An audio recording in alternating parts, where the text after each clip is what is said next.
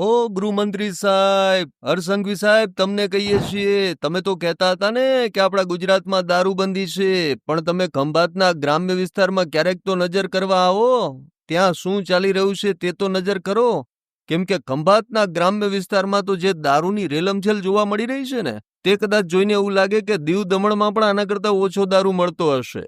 વિચાર કરો કે ખંભાત ગ્રામ્ય પોલીસ કરે છે શું, કે અહીં દારૂની આવી રેલમછેલ છે. ડીવાયએસપી એસપી કુંભાવતની જાણે રહેમ નજર છે આ બુટલેગરો પર. જુઓ ઘરે ઘરે કેવી રીતે દારૂનો વેપલો થઈ રહ્યો છે. માંગો તે માલ મળી જાય, માંગો તે ઇંગ્લિશ બોટલ મળી જાય, દારૂ જોઈ તો દારૂ મળે, બિયર જોઈ તો બિયર મળે. આમ તો હરસંઘવી સાહેબ, તમે ઘણું જ સારું કામ કરી રહ્યા છો. તમે તો કહી રહ્યા છો કે કોઈ ચમરબંધીને નહીં છોડીએ, પણ જે આ ચમરબંધીઓને પકડવાનું કામ જે ખંભાતની ગ્રામ્ય પોલીસે કરવાનું છે ને, એ કરતી નથી. ડીવાયએસપી કુંભાવત સાહેબ તેમજ ખંભાત ગ્રામ્ય પોલીસના પીઆઈ પીએચ નાઈ સાહેબની કદાચ રહેમ નજર છે આ બુટલેગરો પર. 4 હાથ છે, મોજ કરો, તમારે કરો ધંધો, કોઈ કહેવા વાળું નથી. બસ કદાચ આ જ નીતિ રીતિથી અહીં દારૂનો વેપલો ચાલી રહ્યો છે. ત્યારે હવે તો હરસંઘવીભાઈ, લોકો તમારા પર આશા રાખીને બેઠા છે કે તમે આદેશો કરો, તમે વિજિલન્સ દ્વારા દરોડા પડાવો અને આ દારૂની બદીને બંધ કરાવો. કેમ કે અહીં જે દારૂની રેલમછેલ ચાલી રહી છે ને, લોકો બરબાદ થઈ રહ્યા છે. અનેક પરિવારોમાં ઘર કંકાસ ઘૂસી ગયો છે,